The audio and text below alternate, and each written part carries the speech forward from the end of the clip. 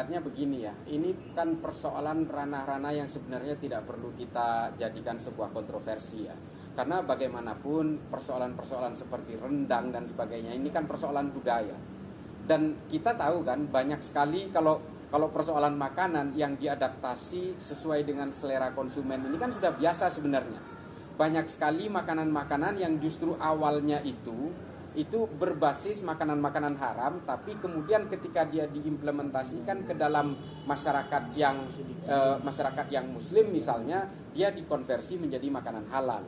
Atau sebaliknya, ada juga makanan-makanan yang justru originnya itu adalah makanan halal, ketika dia diberikan kepada konsumen yang lebih memenuhi selera meskipun itu haram, ya itu bisa saja menggunakan ingredient yang haram. Ini kan sebenarnya persoalan lintas budaya yang sangat biasa. Jadi di Meksiko itu ada makanan yang pasti berbahan makanan babi, namanya el pastor. Ini sangat umum kalau di daerah-daerah seperti di Meksiko dan juga di negara-negara yang non muslim itu banyak. Ya, Amerika Latin. Tapi di Indonesia makanan-makanan Meksiko itu dikonversi menjadi makanan yang halal karena konsumennya halal. Jadi menurut saya ini hal-hal yang tidak perlu dipertentangkan lah, dan jangan kemudian diklaim bahwa satu budaya, entah itu makanan, entah budaya apapun, jangan kemudian diklaim dan dibawa ke ranah agama seolah-olah ini beragama gitu. Nah, ini yang memang yang perlu kita berikan pemahaman kepada masyarakat bahwa tidak perlu hal-hal yang seperti ini dipertentangkan, dan tidak boleh satu budaya itu terlalu dikunci menjadi identik milik klaim dari suatu kelompok. Ini nggak boleh, karena orang bisa saja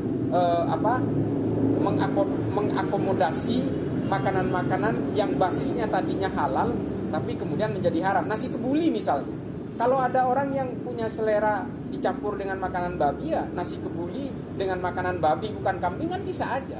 Artinya hal-hal seperti ini jangan terlalu dipermasalahkan supaya apa?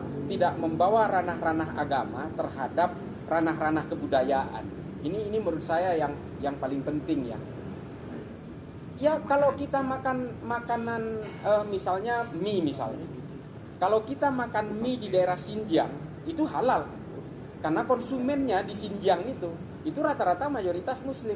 Tapi kalau kita makan mie yang di Beijing misalnya, ya itu biasanya ada babinya. Ini kan sama sebenarnya dengan jenis makanan yang sama, tapi ingredientnya ada yang halal dan non halal. Ini kan mengikuti pola-pola supply and demand saja. Ini mengikuti supply tergantung pasar. Kalau pasarnya non muslim, ya sudah biasanya diadaptasi ke dalam makanan-makanan haram yang menurut orang-orang non muslim ya halal-halal saja gitu. Ini artinya ini adalah satu pertukaran lintas budaya yang sebenarnya tidak perlu dipersoalkan.